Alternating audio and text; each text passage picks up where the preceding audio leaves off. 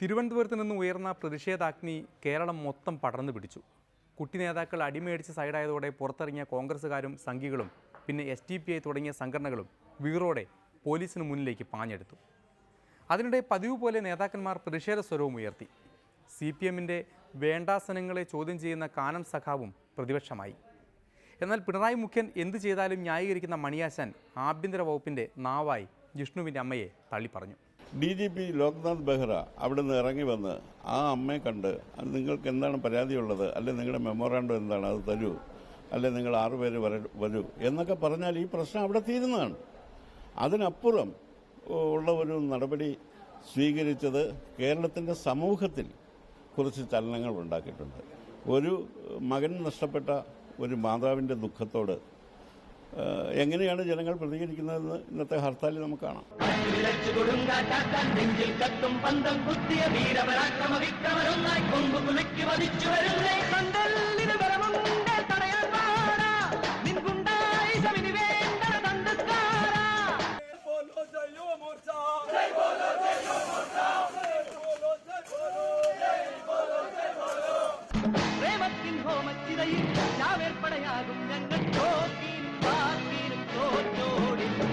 കൂട്ടിലടച്ചാലും ദൂരെ കാട്ടിലയച്ചാലും അവർ റോട്ടിലിറങ്ങി നടന്നാൽ നിങ്ങൾ വീശി വച്ചോളാം.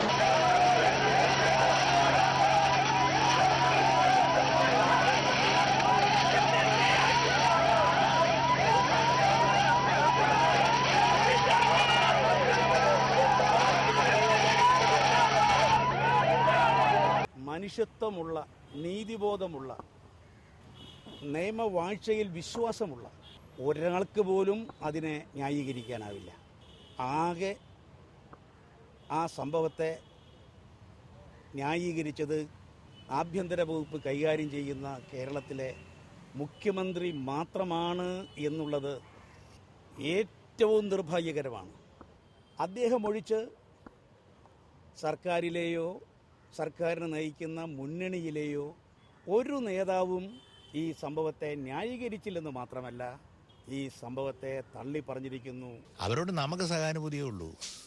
എന്തൊക്കെ ഒരു ഗവൺമെൻറ് ചെയ്യാവോ അതെല്ലാം അവരുടെ ആ കുട്ടിയുടെ മരണത്തിൽ നമ്മൾ ചെയ്തിട്ടുണ്ട്. ഇനി ബാക്കിയും നമ്മൾ ചെയ്യും. അറിഞ്ഞപ്പോൾ തന്നെ കേസെടുത്തിട്ടുണ്ട്. ഒന്ന് നേരെ കൊന്നൊന്നുള്ളതിൻ്റെ തെളിവ് വേണമല്ലോ. അതാണ് 10 ലക്ഷം രൂപ കൊണ്ട് കൊടുത്ത കുടുംബത്തെ സഹായിക്കാൻ അവർ പറഞ്ഞ വക്കീലിനെ വെച്ച് കൊടുത്തു, പ്രോസിക്യൂട്ടറായിട്ട് ഉദയഭാനുവിനെ. ഹൈക്കോടതി ജാമ്യം, മുൻകൂർ ജാമ്യം അനുവദിച്ചപ്പോൾ അതിനെതിരെ സുപ്രീം കോടതി പോകാൻ തീരുമാനിച്ചു. മുഖ്യമന്ത്രിയെ കണ്ട് അവർ നിവേദനം കൊടുത്തു, അതിന് വേണ്ടുന്നെല്ലാം ചെയ്യാമെന്ന് പറഞ്ഞു. മുഖ്യമന്ത്രി അവരെ കാണാൻ ചെല്ലുന്നു എന്ന് പറഞ്ഞപ്പോഴത്തേനും അവർ പറഞ്ഞു, കേസിലെ പ്രതികളെല്ലാം പിടിച്ചിട്ട് എന്നെ കാണാൻ മതി എന്ന് പറഞ്ഞു. ആയിക്കോട്ടെ, അതിന് കേസും അതിൻ്റെ നിയമപരമായി ചെയ്യാവുന്നതെല്ലാം നമ്മൾ ചെയ്യുകയാണ്. നമുക്ക് അവരോട് സഹാനുഭൂതിയാണ്. പക്ഷേ അവരൊരു കാര്യം നുഴഞ്ഞു കയറി കുഴപ്പമുണ്ടാക്കിയതില്ല. സർക്കാരിലെയോ സർക്കാരിനെ നയിക്കുന്ന മുന്നണിയിലെയോ ഒരു നേതാവും ഈ സംഭവത്തെ ന്യായീകരിച്ചില്ലെന്ന് മാത്രമല്ല, ഈ സംഭവത്തെ തള്ളി പറഞ്ഞിരിക്കുന്നു. നമുക്ക് അവരോട് സഹാനുഭൂതിയാണ്. പക്ഷേ അവരൊരു കാര്യം നുഴഞ്ഞു കയറി കുഴപ്പമുണ്ടാക്കിയതില്ല.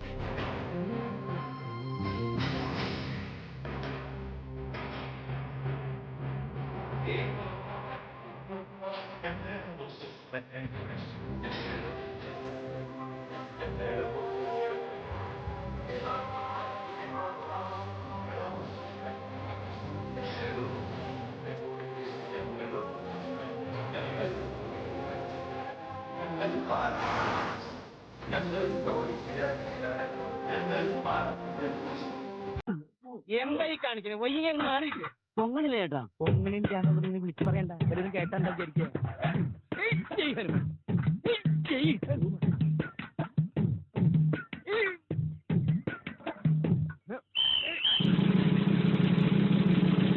എന്തോ ഞാൻ എന്താ പറഞ്ഞു? അതിന് തന്നാരും വിളിച്ചില്ല. വിളിച്ചു തന്നെയല്ലേ താക്കാക്കുന്നത്? എങ്ങനെയാ ആവശ്യത്തെ കാര്യങ്ങൾ ഇടപെടുത്താ? DGPയുടെ ഓഫീസിൽ നിരോധനമൊന്നുമില്ല, അവിടെ നിരോധന മേഖലയൊന്നുമല്ല. അല്ല, അലിഖിതമായിട്ടുള്ള ഒരു വ്യവസ്ഥയാണ് അത്.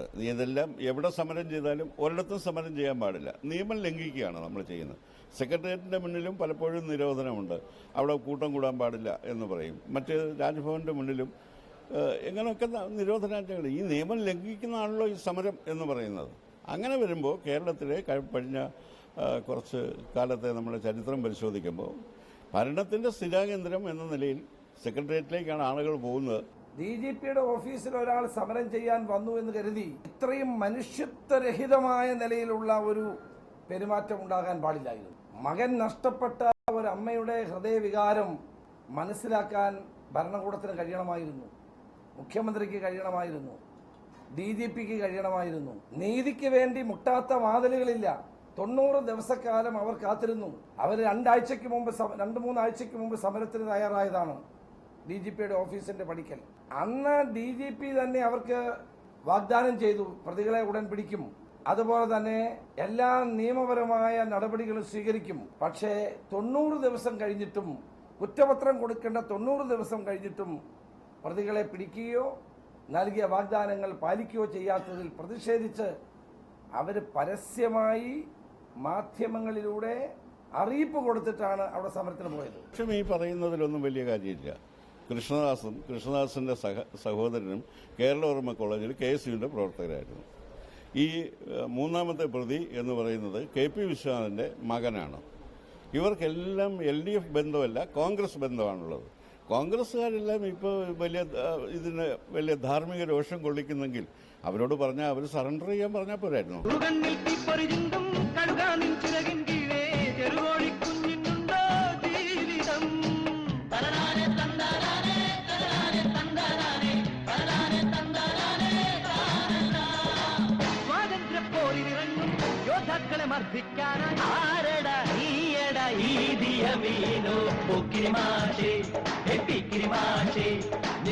വേഷം നമ്മുടെ നാടിന് ദോഷം.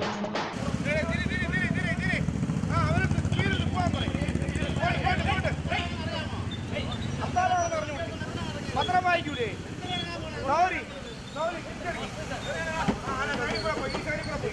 പോയി ഹർത്താലാണെന്ന് അറിഞ്ഞൂടെ? പത്രം വായിക്കൂലേ? ഇന്നലെ മുഖ്യമന്ത്രി നടത്തിയിട്ടുള്ള പ്രസ്താവന, ആ കൂട്ടത്തിൽ വിവാദ പുരുഷന്മാരായിട്ടുള്ള ചില ആളുകളുണ്ട്. ആരാ? ഒരു കാഷായ വേഷം ധരിച്ച ഒരാളുണ്ട്. ആ ആള് ആര് വിളിച്ചിട്ടാണ് വന്നത്? അയാളെ ഈ സമരത്തിന് നേതൃത്വം നൽകിയ മഹിജയോ അല്ലെങ്കിൽ അതോ അവരോടൊപ്പം ഉണ്ടായിരുന്ന ആളുകളോ വിളിച്ചതായിട്ട് അവരൊരിക്കലും പറഞ്ഞിട്ടില്ല. ഞാൻ അറിയുന്നത് ഈ കാഷായ വേഷക്കാരൻ DGPയെ കാണാൻ മറ്റെന്തോ ആവശ്യത്തിന് വേണ്ടി പോയ ആളെ ഈ കേസിനെ കരുതേച്ച് കാണിക്കാൻ, ഈ സംഭവത്തെ കരിവാരിത്തേക്കാൻ, ഇതിനെ അപകീർത്തിപ്പെടുത്താൻ ബോധപൂർവം ഈ കേസിന്റെ കൂട്ടത്തിൽപ്പെടുത്തിക്കൊണ്ട് അറസ്റ്റ് ചെയ്യുകയാണ് ചെയ്തിരിക്കുന്നത്.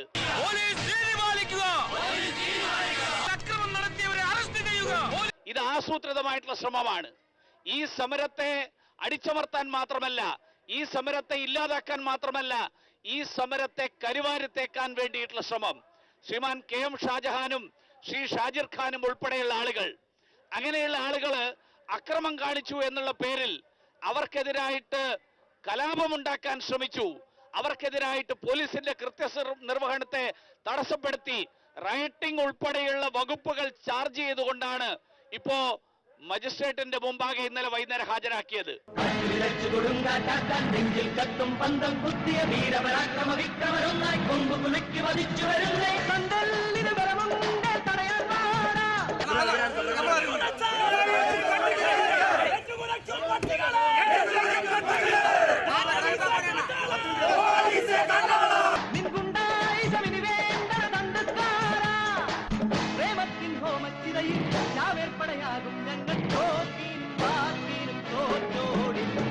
കൂട്ടിലടച്ചാലും ദൂരെ കാട്ടിലയച്ചാലും അവർ റോട്ടിലിറങ്ങി നടന്നാൽ നിങ്ങൾ വീശി വച്ചോളാം. ബഹ്റ എഴുതി കൊടുക്കുന്നതായിട്ടുള്ള കള്ള റിപ്പോർട്ടുകളും അതുമാത്രം എങ്ങനെയാണോ അന്ന് ആ അന്ധനായിട്ടുള്ള രാജാവ് അദ്ദേഹത്തിന് ആ മന്ത്രി മറ്റുള്ളവർ ഉപദേശിക്കുന്നതിനെ മാത്രം വിശ്വസിച്ചുകൊണ്ട് തൻ്റെ പാർട്ടിയോടുള്ള സ്നേഹം, മക്കളോടുള്ള സ്നേഹം പോലെ തന്റെ പാർട്ടിയുടെ കാര്യം മാത്രം നോക്കുന്ന ഒരു സമീപനം സ്വീകരിച്ച് അവസാനം ഒരു മഹാഭാരത യുദ്ധത്തിൽ പോവുകയും അതിലകപ്പെടുകയും സ്വയം നശിച്ചു പോവുകയും ചെയ്യുന്ന ഒരു സാഹചര്യം ഉണ്ടായി.